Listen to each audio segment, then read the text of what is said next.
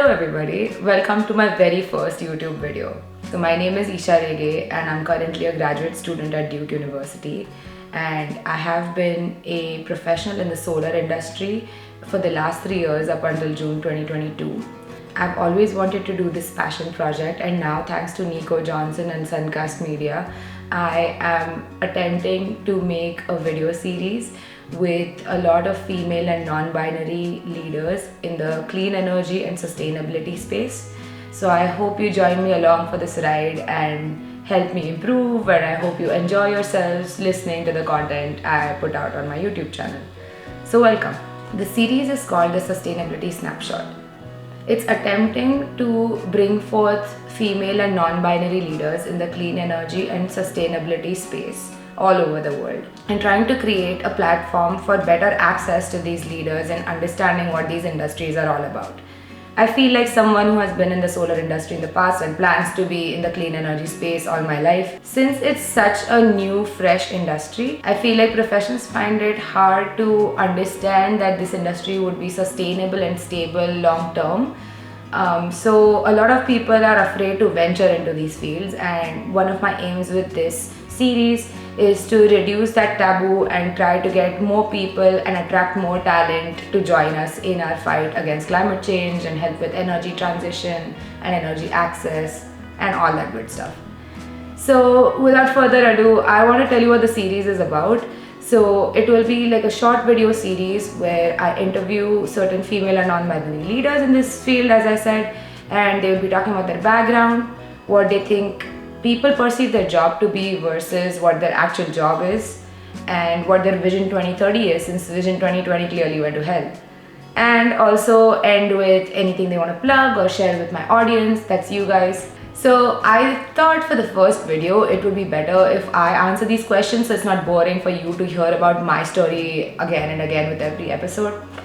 So starting with my background, like I said, I worked for 3 years in the solar industry with a company named New Energy Equity in Maryland. Shout out to New Energy Equity for exposing me to this wonderful world and showing me my passions. So I was always passionate about working in the energy access space in the developing world.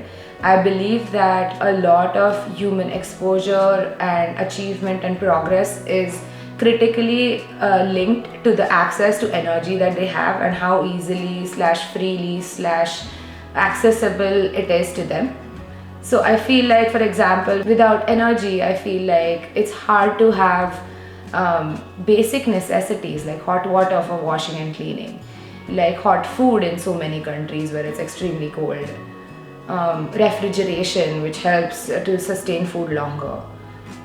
Internet, like in today's day and age, it's so impossible to believe how people exist without exposure or access to internet, and yet there are so many people around the world without access to that with no fault of their own. So I feel like this necessity that you and I feel is available to everybody is a privilege to a large part of the world, and I want to help minimize that and make it an accessible essential to everybody around the planet. So that's what I want to work on.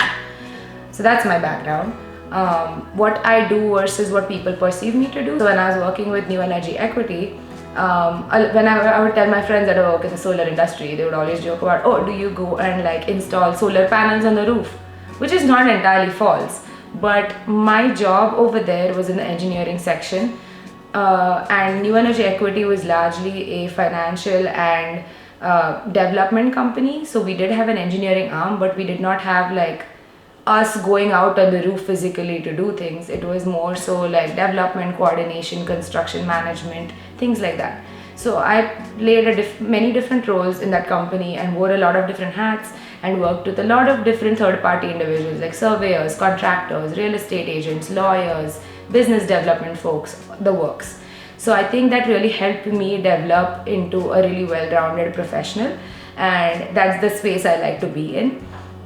So I feel like people, more than having the wrong perception, don't really know what to expect when I tell them what I do. And then Vision 2030, because Vision 2020 went to hell with COVID and the works.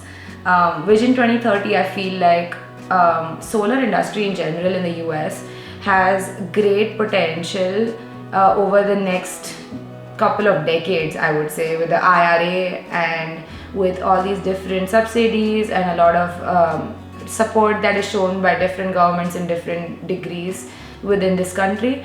I think it is essential and vital for more talent and more professionals to join this workforce more than ever before. And I think solar industry in general around the world has been booming, whether it be India, Europe, Africa, Australia, America. I think everywhere it's been on the growth curve. But most in America, I feel like it's a more mature market and also the best opportunities, because I feel like this country comparatively has less bureaucracy as far as I know with my limited knowledge. And since it's capitalistic in the best sense, because when people are able to better their lives through making money and there's lesser obstacles along the way from the government or from other third party agencies, I feel like that really speeds up the process, and I really enjoy working in America because of that, because I really enjoy how fast paced everything is, how well respected contracts are, how people want to get things done in time with as little obstacles as possible. They want to work together and get things done, and I really enjoy that environment compared to most other places in the world as I perceive it today. So I think that way I really enjoy that. What I would like to plug for this episode is definitely this channel.